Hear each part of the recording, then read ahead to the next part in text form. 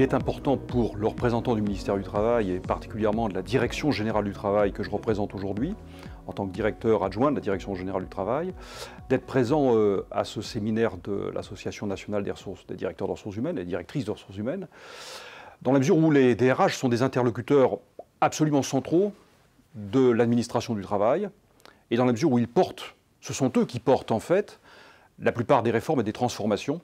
du modèle social dans les entreprises et qui sont en même temps à l'interface entre les directions d'entreprise et les partenaires extérieurs et les acteurs et les institutions extérieures,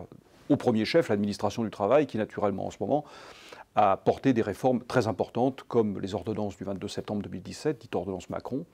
mais aussi d'autres textes très importants qui vont venir. Et à ce titre, il est très important qu'on puisse avoir un contact direct pour pouvoir échanger sur à la fois les problématiques que rencontrent les entreprises, mais aussi que les entreprises comprennent les enjeux des transformations qui sont à l'œuvre en ce moment. Donc il était essentiel que nous puissions être représentés à ce séminaire. Les directions des ressources humaines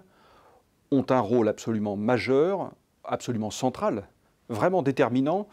dans la conduite des réformes, dans la mise en œuvre des réformes. Parce qu'il ne suffit pas d'adopter un texte. On peut avoir tendance à penser que le législateur peut avoir tendance à penser qu'une fois qu'un texte est adopté,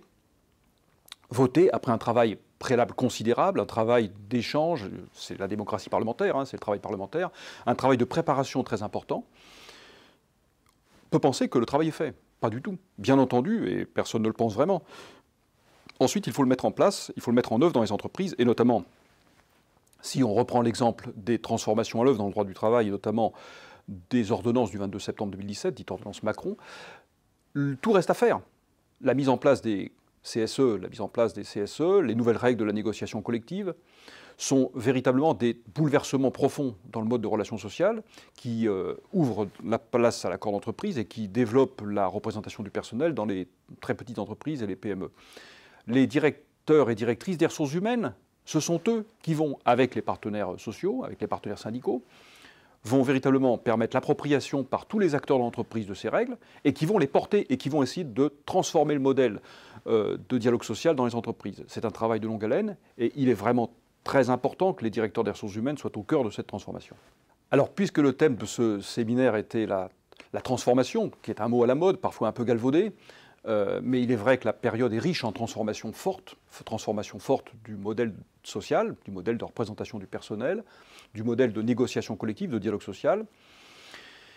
Il est de bon ton de parler de la transformation des administrations, des services publics. En réalité, si on regarde le service public de l'inspection du travail, qui est, je le rappelle, un service public plus que centenaire, et un service public qui porte des valeurs constitutionnelles, puisque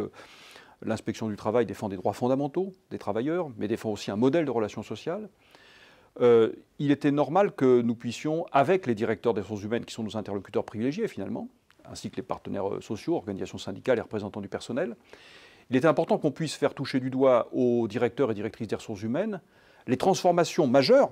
qui, depuis 10 ans, ont touché le service public de l'inspection du travail. Alors, transformations qui sont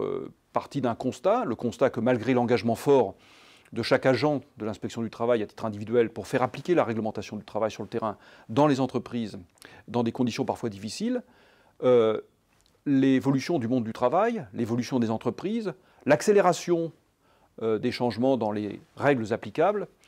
nécessitait de rompre l'isolement dont certains agents pouvaient se plaindre. On a des entreprises qui travaillent en réseau, des problématiques de fraude complexes et des agents qui, dans l'organisation antérieure, étaient très isolés.